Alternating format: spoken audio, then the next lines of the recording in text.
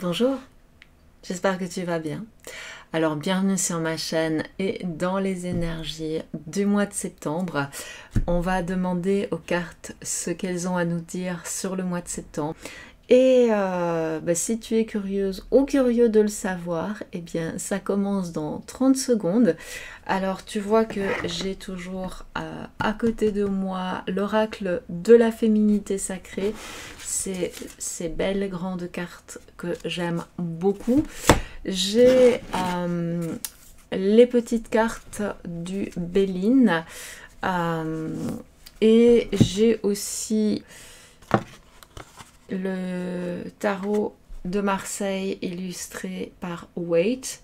Je vais voir en fonction de ce qui vient si j'utilise 2 ou 3 oracles et en fonction de ce qui sort, je verrai ce qui me parle, mais je vais d'abord commencer par celui-ci comme d'habitude. Alors moi je tire les cartes de manière totalement intuitive, je les laisse me parler, me donner leur message et puis je me réfère à ce que les personnes qui ont créé le jeu en disent, parce que forcément ça a un intérêt aussi.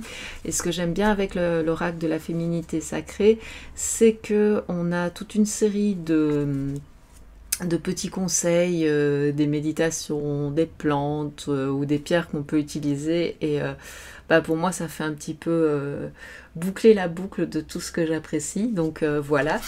Et on va tout de suite commencer par mélanger les cartes puisque je ne les ai pas encore tirées et j'espère que je pourrai bientôt te proposer ça dans un cadre un petit peu plus sympathique, parce que là je me rends bien compte que c'est pas idéal, mais je n'ai que cet endroit pour filmer un petit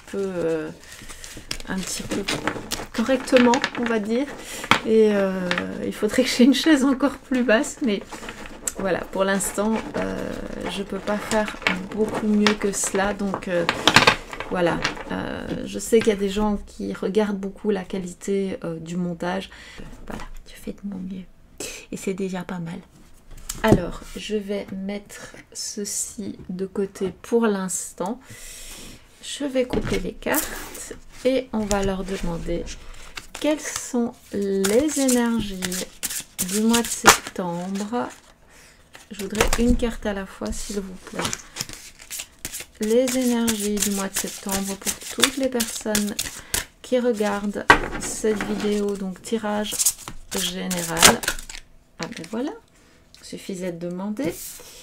Est-ce qu'il y a encore un autre message pour les personnes, merci, qui regardent cette vidéo?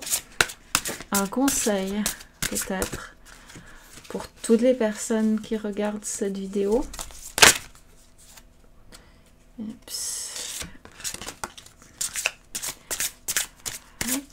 Un petit conseil pour les gens qui regardent. Conseil pour le mois de septembre. J'en ai plus qu'une. Je n'en voudrais qu'une, merci, et qui saute du tas de préférence. Peut-être que le conseil, ce sera avec le Béline. Je fais un dernier tour pour voir s'il n'y a rien d'autre qui sort. Bon, eh bien, il y a celle-là qui voulait venir aussi. Donc, je vais ranger mes petites cartes.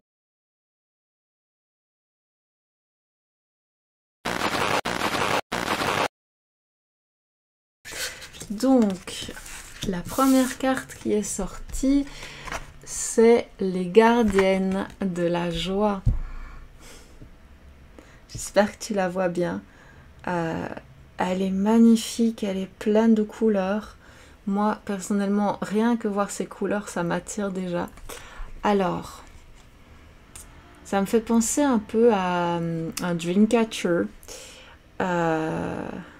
Et en même temps, il y a ces femmes qui dansent là en bas. J'espère qu'on n'entend pas trop ce qui se passe à l'extérieur, parce que dans le quartier en ce moment, il y a du bruit de tous les côtés. Je ne sais plus où me mettre pour filmer. Quand c'est pas devant, c'est derrière. Quand c'est pas derrière, c'est devant. Donc j'espère que ça s'entend pas vraiment. Euh, donc, un papillon, une femme papillon qui prend son envol, le cœur qui s'ouvre, et puis ces spirales d'énergie qui montent vers le ciel. J'ai l'impression qu'il y a vraiment un message d'envol, d'ouverture, de connexion au cœur et de mettre de la couleur dans sa vie. Mettre de la couleur. Ouais, mettre de la couleur dans la vie, ouvrir son cœur, se laisser rayonner, prendre son envol, se faire confiance. Et là, la carte me dit, profitez de tous les instants en conscience et la joie s'installera durablement. Je te la remontre pour que tu puisses bien profiter de cette magnifique image. Oh, si je savais dessiner comme ça. Malheureusement, c'est pas quelque chose que je suis capable de faire. En tout cas, pas à ce stade. Bien. Je vais mettre la carte ici et c'est la numéro 20. Alors, je souris parce qu'en fait j'ai tourné la tête pour prendre mon livre et il y a une petite chatoune qui ressemble à une statuette qui est perchée là sur le côté à ma droite. Mais si je bouge la caméra pour te la montrer, ce qui va peut-être pas forcément t'intéresser, je sais pas si mon cadrage sera encore très très bon, donc du coup je ne bouge pas. Alors, les gardiennes de la joie.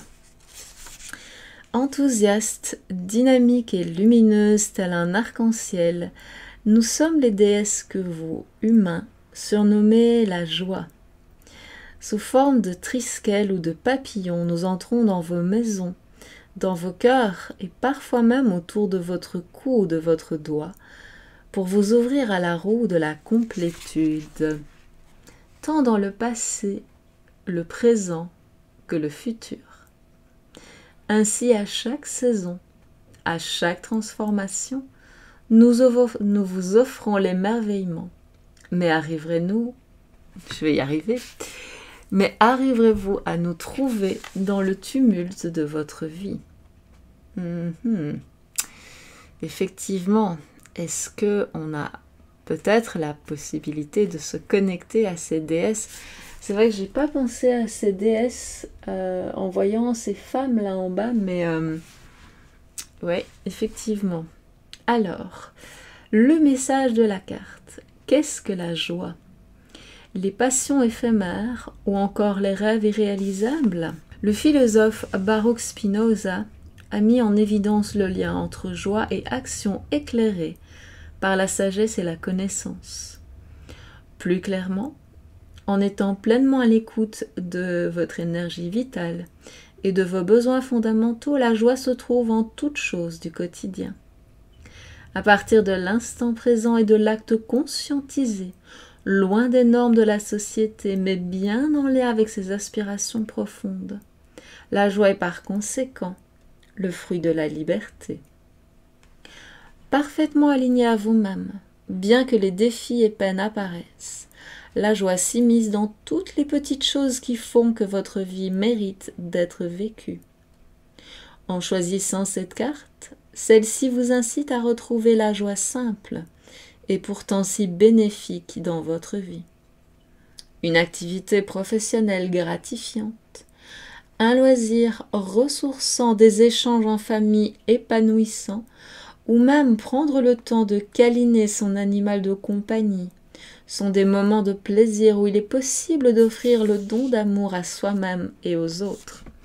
Je pratique énormément avec les animaux. Je pratique énormément et j'adore ça. Car ce qui est merveilleux sur Terre, c'est cette capacité à donner pour encore mieux recevoir. N'avez-vous jamais ressenti la douceur de la vie? La joie d'entendre les oiseaux chanter le matin au réveil? D'observer un coucher de soleil, de s'allonger dans l'herbe sous les arbres en plein été? La vie est magique. Elle peut en quelques secondes nous transporter de la peine à la joie, de la colère au rire et de l'agitation au calme intérieur. Il suffit simplement de décider de participer à votre existence. C'est vrai que quand on y réfléchit, au fond, la vie est magique.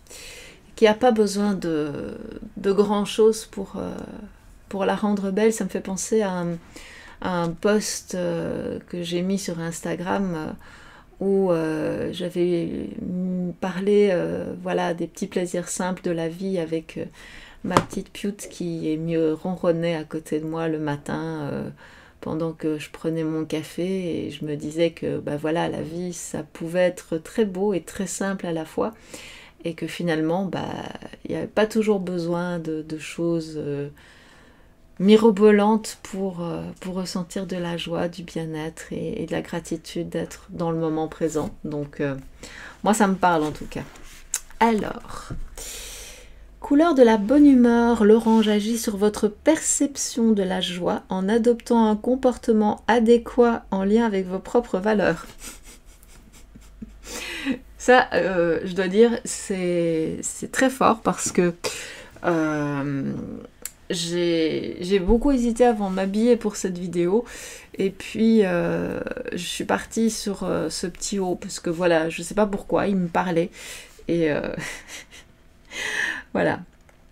Donc, l'orange agit sur votre perception de la joie en adoptant un comportement adéquat en lien avec vos propres valeurs. En regardant cette couleur, la vitalité, l'optimisme et la joie seront amplifiés. En pierre et en plante, on te propose la citrine et l'ambre et le ginseng. Donc la citrine, c'est pas très bon marché, sauf si tu prends une pierre brute où là ça va, c'est une pierre de couleur jaune. Et l'ambre, elle peut être jaune, brun, rouge, un peu orangé. Ça dépend un petit peu puisque c'est une résine et que donc forcément elle va prendre des couleurs différentes selon l'endroit d'où elle vient. Le jaune peut être assez clair, assez foncé. Et ce qui est bien avec l'ambre, en fait, c'est que ça absorbe tout ce qui est négatif. Ce qui veut dire aussi que quand ton ambre change de couleur ou qu'elle se ternit, que tu as l'impression qu'elle devient opaque, ça veut dire qu'elle a fait son travail et que tu peux la mettre de côté. Moi, je te conseillerais peut-être de l'enterrer dans la terre parce que ça lui permettra de se recharger. Après voilà, je veux dire, il y a des gens qui préfèrent garder ça dans un petit coin, dans une petite boîte, mais c'est parce qu'on n'a pas tous la possibilité non plus d'aller enterrer une pierre dans son jardin. Quand on n'a pas de jardin, c'est un peu compliqué. Mais j'ai entendu beaucoup de gens qui disaient que les ambres, quand elles avaient fait leur travail, il fallait les rendre à la terre, donc je partage. Voilà, après tu es libre de faire ce que tu veux, mais par contre, par pitié, ne la jette pas à la poubelle parce que franchement, ça c'est pas respectueux vis-à-vis de la pierre qui t'a rendu des services, et voilà. Alors, l'atelier de vie, thérapie du sourire et du rire. Cette thérapie est très simple et elle peut être réalisée n'importe où. Le rire ou le sourire ont un pouvoir extrêmement intense sur les états d'âme. Il suffit de faire l'expérience pendant ne serait-ce que 10 minutes. Mais tu peux aussi décider de rire autant de temps qu'il le faudra pour être gagné par la joie.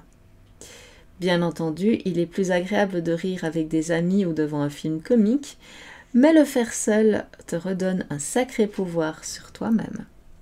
Voilà. Bref, la renaissance du phénix. Donc on a le phénix qui renaît de ses cendres rouges, couleur de vie, couleur d'énergie. Pour moi, il me fait un petit peu penser à un dragon, là.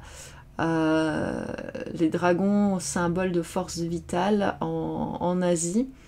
Au sens positif, bien entendu, parce que bon, il y a le côté négatif, mais moi je le prends au sens positif, donc je sens une énergie de vie dans cette carte, comme si il y avait un élan de vie qui revenait, qui remontait à la surface, une envie de vivre. Je regarde la carte, je regarde pas ce qu'il est mis en dessous, d'ailleurs j'ai mis mon doigt dessus.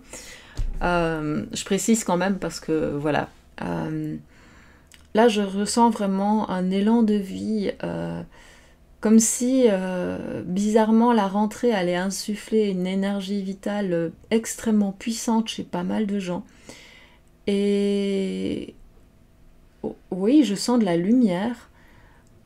Je dirais pas la lumière au bout du tunnel, mais comme si la lumière qu'on attend est en train d'arriver. Ça, c'est ce que je capte comme message en regardant cette carte. La vie, la lumière arrive. Et il suffit d'être là. Ça va. Si on en est conscient, elle arrive et elle vient nous toucher. La lumière va venir nous toucher. C'est ce que j'entends. Voilà. Alors, le message.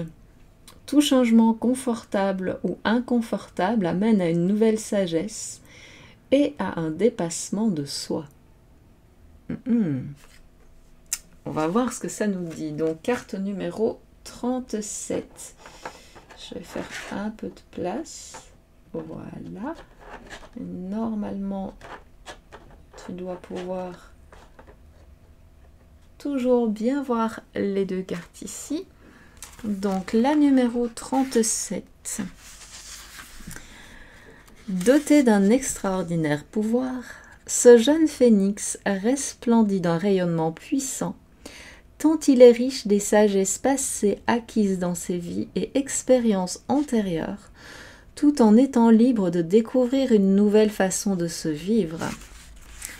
Il peut voler aussi haut et près du soleil sans risquer de se brûler les ailes, car il maîtrise le pouvoir immortel et magique des cendres de la Renaissance. Il y a des jours où je ne sais pas lire. Donc, je recommence. Il peut voler aussi haut et près du soleil, sans risquer de se brûler les ailes, car il maîtrise le pouvoir immortel et magique des cendres de la Renaissance. Loin d'être un long fleuve tranquille, la vie vous entraîne dans ses aventures. Et vous voilà à un tournant majeur de votre vie. Les remises en question peuvent être nombreuses. Tout semble en plein chamboulement. Un peu perdu, peut-être submergé ou bien animé par le sentiment d'être seul et désorienté, vous ne voyez pas forcément où cela vous mène. Vous vous sentez en plein cœur d'une impasse. Et face à cette période de vie un peu tumultueuse ou sans perspective rassurante, vous cherchez une certaine sécurité, un signe qui pourrait ne plus vous faire douter. Et pourtant, toutes ces émotions, tous ces changements annoncent une transition vers le renouveau, première pierre de votre bonheur futur.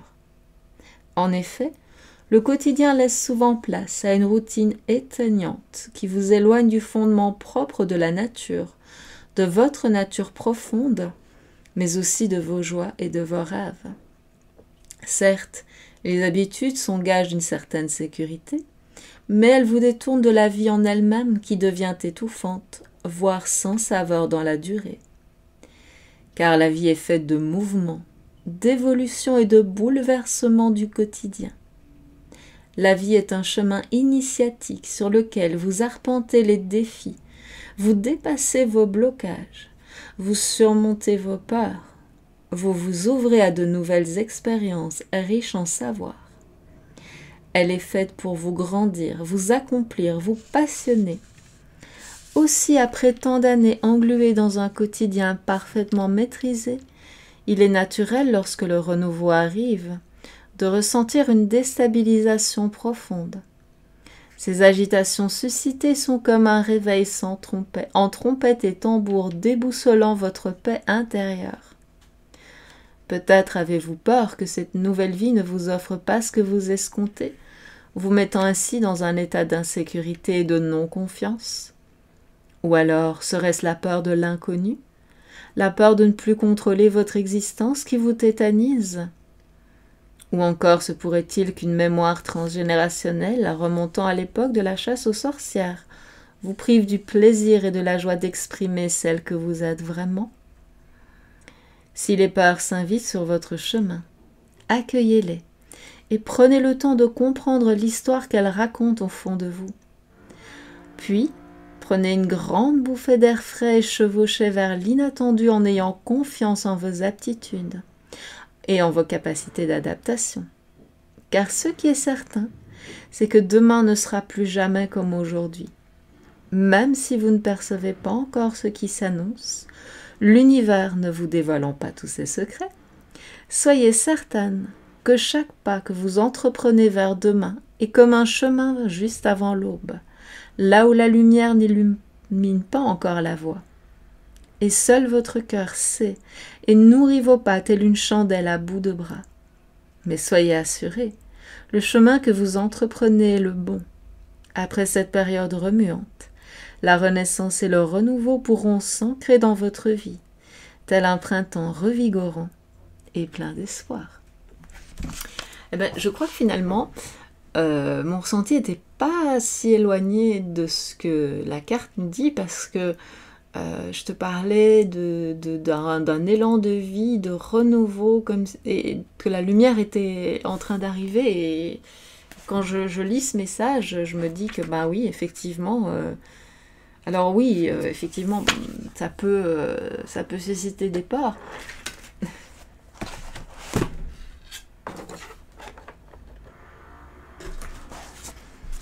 Alors oui, ça peut susciter des peurs, ça c'est tout à fait normal, et je pense que ça fait partie encore de l'être humain d'avoir des petites peurs, mais de manière générale, je trouve que le message est quand même très parlant. Alors, astuce chromo-énergie. Le temps de renaissance et de renouveau demande d'avoir foi en soi et en ses aspirations en la vie. Pour gagner en sérénité tandis que vous entreprenez cette nouvelle voie, la couleur violette est toute désignée. En effet, c'est la couleur de la compréhension, de la connaissance, de la conscience et de la foi.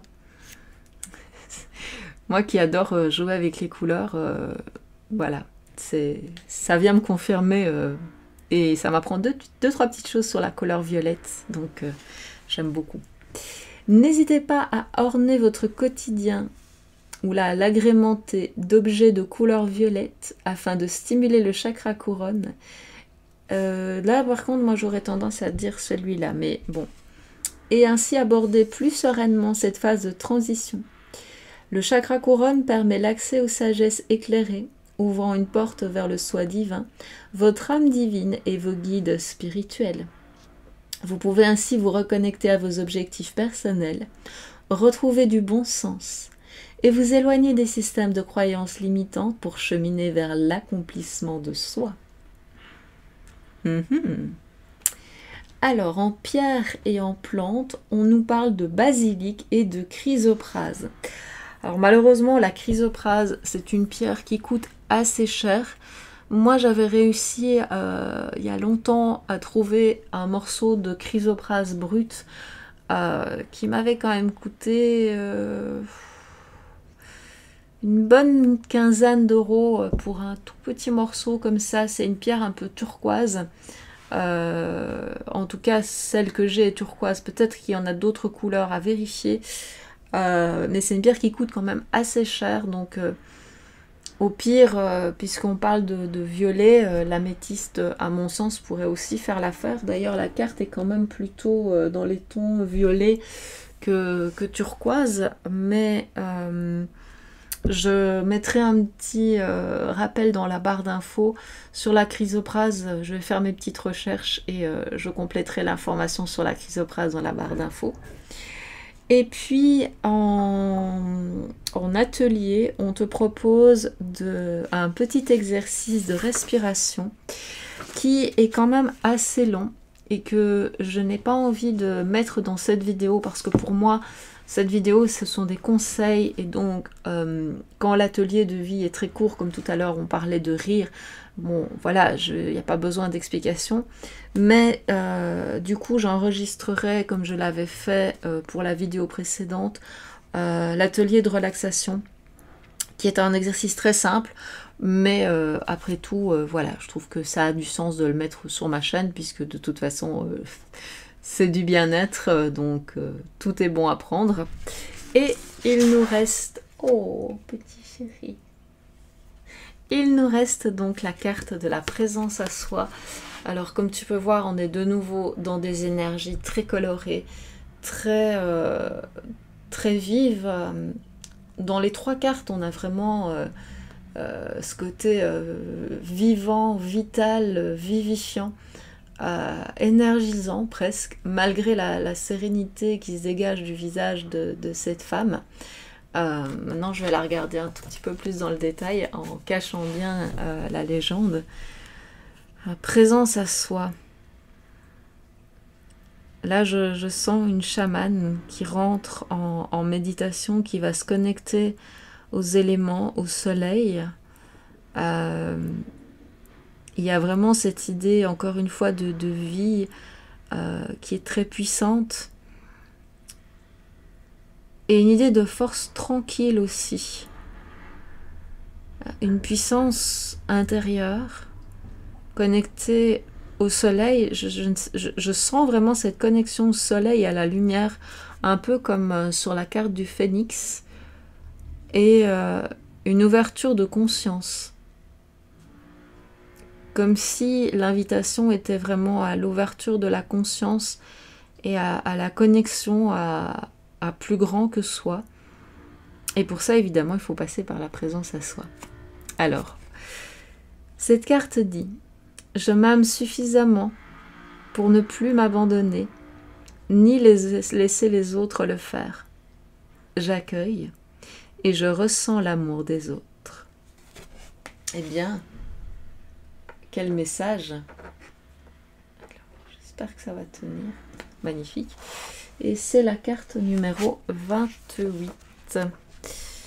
Alors, sacré, je le suis, je le ressens, je le vis. Connecté au soleil de la vie, célébré je suis. Lorsque je ferme les yeux, j'entre dans mon temple intérieur où je m'honore pleinement. Tout est parfait, tout est magie, et je perçois ce monde intérieur qui abrite chacune de mes émotions et où je me sens entourée, soignée, épousée et aimée. Oh, ben dis-moi, ça c'est... J'ai des frissons quand je lis ce message parce que c'est tellement beau. C'est tellement beau. Franchement, cet oracle, c'est une pépite. Vous arrive-t-il de courir derrière l'amour des autres, de vouloir à tout prix être aimé, regardé, apprécié? Lorsque la dépendance affective est présente, le besoin d'être aimé est plus pressant, indispensable à votre équilibre. Cela amène bien souvent un besoin incessant de sécurité, de remplir le vide en vous par n'importe quel moyen. Cette dépendance affective vous pousse dans des extrêmes qui peuvent parfois vous mettre en danger, en acceptant tout et n'importe quoi des autres, pour recevoir ne serait-ce qu'une miette d'attention ou de tendresse. La moindre parole gentille ou le moindre geste de douceur vous emportera dans les couloirs de l'illusion, pensant que l'amour, le vrai, le grand amour frappe à votre porte et que, tel Blanche-Neige, votre prince charmant ou votre princesse charmante viendra vous délivrer de votre manque d'amour intérieur. Dès lors, vous ne ressentirez plus cette sensation de vide et œuvrerez dans l'amour de vous-même en vous prioritisant. Bien entendu, ce n'est qu'une illusion. Lorsque cette carte apparaît dans votre tirage, elle vous guide pour vous proposer de laisser de côté ce schéma et cette croyance que tout doit venir de l'extérieur. Tu es la clé de ta vie et rien ne peut être modifié à l'extérieur si tu ne regardes pas à l'intérieur. En prenant en compte le fait que la recherche d'amour peut être sans fin si l'on ne regarde pas le manque d'amour pour soi, on entre alors dans un nouveau mécanisme de fonctionnement qui guide vers la recherche intérieure de l'amour. Les autres perdront le pouvoir de jouer avec vos émotions et n'auront plus comme mission de combler vos manques. La présence à soi permet de lâcher prise sur les jeux de la peur d'abandon afin d'accueillir l'amour de soi, l'amour des autres sans attente, mais en ressentant la justesse des sentiments. Vous serez plus à même de percevoir lorsque l'autre n'est pas sincère et vous entrerez dans des échanges plus sains avec votre entourage. Voilà donc le message de cette carte qui finalement vient bien compléter ce que je disais. Donc, comme tu as pu le voir sur la carte, pour la couleur, on est sur le vert. Le calme, la sécurité peuvent s'installer avec cette couleur naturelle et le retour au cœur et à la vérité est plus aisé lorsque vous êtes accompagné par cette couleur. Le chakra du cœur sera alors activé et permettra de vous ouvrir à l'abondance de l'amour qui vous relie au grand tout. Comme quoi, je n'étais peut-être pas si loin que ça dans ma perception. En pierre et en plante, on te propose le quartz rose et le hêtre. Et en atelier de vie, le câlin à soi. Alors, s'aimer, c'est aussi savoir se cajoler. As-tu déjà essayé de te prendre dans tes propres bras et de te faire un gros câlin ? C'est une petite technique qui est toute simple pour t'apporter de l'amour et du réconfort sans plus dépendre de l'extérieur. Et bien entendu, tu peux aussi écrire tes ressentis dans un petit carnet après t'être cajolé. Donc voilà, ça c'est tout simple, il suffit juste de se prendre dans les bras. Voilà, moi c'est quelque chose que j'aime bien faire aussi de temps en temps. Donc voilà, on a des très très beaux messages, je trouve, avec ces tirages, mais je vais quand même venir compléter un petit peu tout ça avec le Béline parce que je trouve que on a des beaux messages, mais je voudrais voir si on a un petit conseil par rapport aux énergies de ce mois de septembre, même si de manière générale on a quand même un message d'ouverture, un message de lumière, un message d'amour, de reconnexion à soi, de reconnexion aux autres. On a des perspectives qui sont très très belles, d'énergie, de pulsion de vie. Donc voilà, je pense qu'il y a beaucoup de choses, mais j'ai envie de voir ce que le Béline nous dit aussi par rapport à ce mois de septembre. Donc, qu'est-ce qu'on peut voir pour les personnes qui regardent cette vidéo en termes d'énergie pour le mois de septembre? Merci. Oh, j'ai un petit peu trop de cartes ici. Hop, voilà. Je vais reprendre ici. Conseil ou énergie du mois de septembre pour les personnes qui regardent cette vidéo. Ouh, mais c'est beaucoup trop ça, c'est beaucoup trop. Hop, voilà.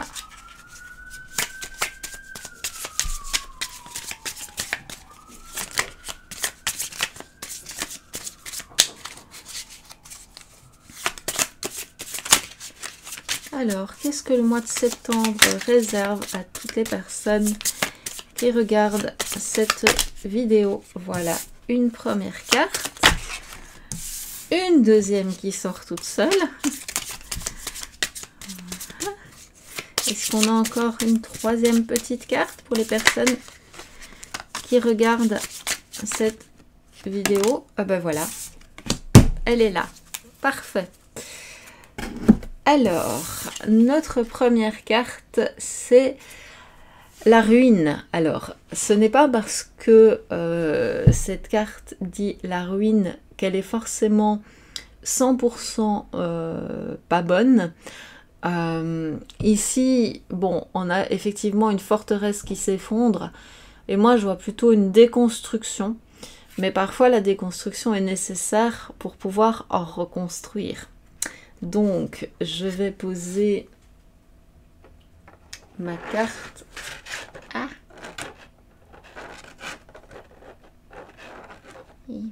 Voilà. Donc, je vais prendre ici. Voilà. Alors, ma deuxième carte, c'est la carte de la paix. Donc, on enterre la hache de guerre. Et parfois, eh bien, pour pouvoir retrouver la paix, il faut déconstruire, détruire. Et moi, ça me paraît relativement cohérent.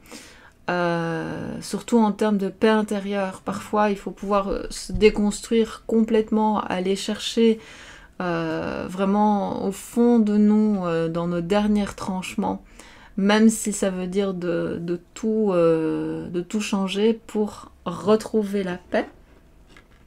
Voilà.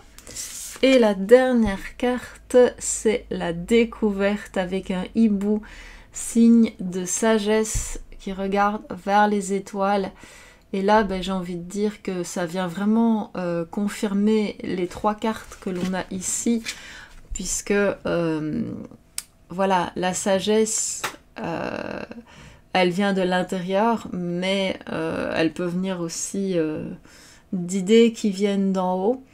Et peut-être qu'on nous demande aussi d'être ouvert à ce qui se passe à l'extérieur pour justement recevoir des messages avec un œil avisé et plein de sagesse, et que ça va nous permettre de découvrir de nouveaux horizons.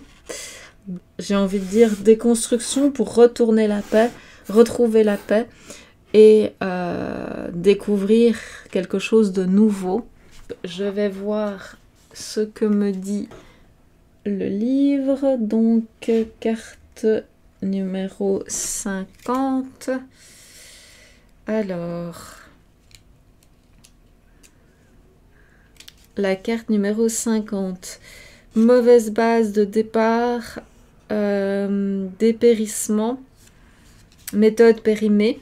Donc, voilà, il faut peut-être laisser derrière soi les choses qui ne fonctionnent plus pour retrouver un nouveau mode de fonctionnement. Alors là, on a donc la paix en 26. La paix, donc, concorde, entente, harmonie, apaisement. Donc, j'ai envie de dire que, voilà, c'est ça, c'était assez clair. Et la découverte, c'est le 14. Le 14. Découverte, trouvaille. Je pense que je vais encore tirer une petite carte parce que j'aimerais bien avoir une confirmation. Donc, je vais demander à notre amie Béline encore une petite carte. Ben, j'aurais bien voulu une carte, pas 2. Une carte, s'il vous plaît.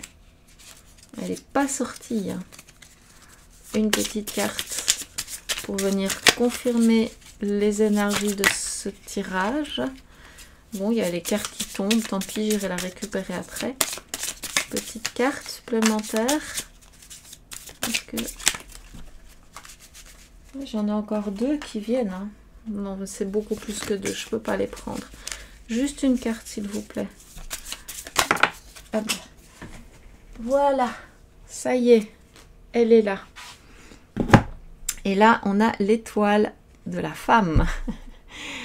Eh bien, j'ai envie de dire que là, mesdames, c'est une invitation à se connecter à là-haut pour briller et rayonner. Moi, c'est ça qui me vient tout de suite. Une intuition,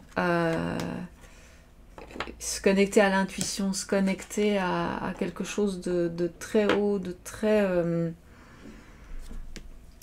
oui, de très puissant, mais qui vient d'en haut pour retrouver la puissance ici. Parce que, oui, c'est comme si on me disait que le féminin sacré était en train de reprendre sa place. On va voir ce que ça nous dit dans le petit livre. Le féminin sacré, faire attention au féminin sacré, le protéger, pas le glorifier, mais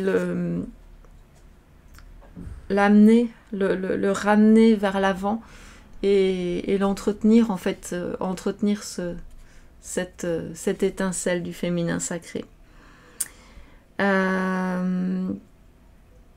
Et là, il me dit que c'est la consultante, donc ça ne va pas me donner beaucoup, mais je pense qu'on va rester sur cette énergie-là.